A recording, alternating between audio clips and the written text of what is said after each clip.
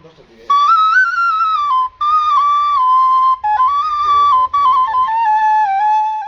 গ্রাম ঘুরে চোখে পড়ে না কোনো বেকার যুবক যুবতীর বিমর্ষ চেহারা।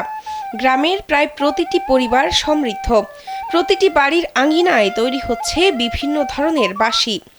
নারী পুরুষ শিশুসহ সব বয়সের মানুষই বাঁশি তৈরির সাথে জড়িত।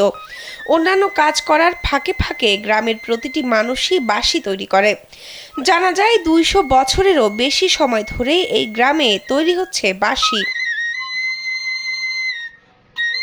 এই গ্রামে তৈরি বাঁশি বিক্রি হয় ঢাকা, চট্টগ্রাম সহ সারা দেশে।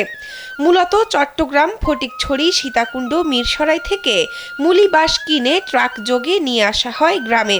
কামন ব্রো, এসব অনেক কিছু আসবে আর যাবে, এক্সপার্ট কিন্তু থেকেই যাবে। তারপর বিভিন্ন ডিজাইনে ও বিভিন্ন আকারে তৈরি করা হয় বাহারি এসব বাঁশি। কারিগর নুরু মিয়া জানান, বংশ পরম্পরায় প্রায় ২০০ বছর যাবৎ এই পেশায় জড়িত রয়েছে তার পরিবার। এসব বাঁশি শুধু বাংলাদেশেই বিক্রি হয় না, রপ্তানি হয় বিশ্বের বিভিন্ন দেশে। অনেক বংশীবাদক নিজেই এই গ্রামে এসে বাঁশি কিনে নিয়ে যায়। বিভিন্ন বাউল শিল্পী আছে, সব বাউল শিল্পী আমাদের এখান থেকে বাঁশি অর্ডার দিয়ে নিয়ে যায়। বাঁশি তৈরির এই গ্রামটির নাম শ্রীমদ্দি। এই গ্রামের অবস্থান কুমিল্লার হোমনা উপজেলায়। বাঁশি তৈরি করেই শ্রীমদ্দি গ্রামের মানুষ জীবিকা নির্বাহ করছেন বছরের পর বছর।